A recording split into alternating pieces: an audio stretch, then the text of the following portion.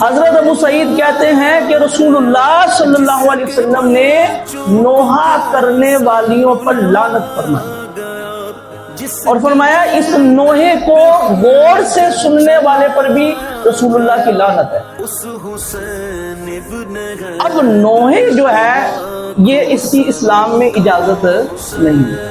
اسی طریقے سے اپنے آپ کو پیٹنا، مارنا غم کی وجہ سے یا افسوس کی وجہ سے، اس کی بھی جو ہے وہ اسلام اجازت نہیں دیتا۔ نبی کریم رؤوف الرحیم صلی اللہ علیہ وسلم آپ نے ارشاد فرمایا، بخاری شریف کی روایت ہے 1294 نمبر اور مسلم شریف کی روایت 103 نمبر، دونوں کتابوں میں یہ روایت موجود ہے۔ حضرت عبداللہ ابن مسعود رضی اللہ تعالیٰ عنہ حدیث پاک کے راوی ہیں۔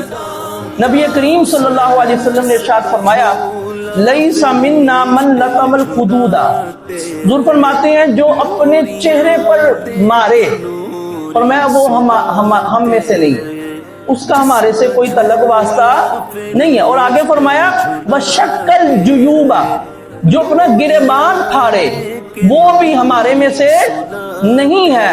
اور فرماتے ہیں ودعا بدعوى الجاہلیہ، جو زمانہ جاہلیت کی طرح کی باتیں کرے وہ بھی ہمارے میں سے نہیں۔ اب مجھے یہ بتائیں، ایک سادہ سی بات میں آپ سے پوچھوں گا، کوئی غیر مسلم ہے، وہ کہتا بھی میں نے مسلمان ہونا ہے، غیر مسلم کافر بندہ ہے، وہ کہتا ہے میں نے کیا ہونا ہے، مسلمان ہونا ہے۔ ظاہری بات ہے وہ مسلمان ہونے سے پہلے اسلام کے بارے میں تھوڑی سرچ تو کرے گا نا۔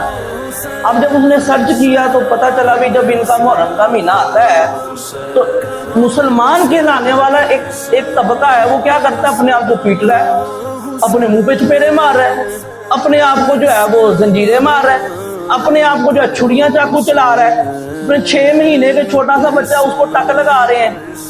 وہ غیر مسلم مجھے بتائیں مسلمان ہوگا یا پیچھے ہو جائے گا؟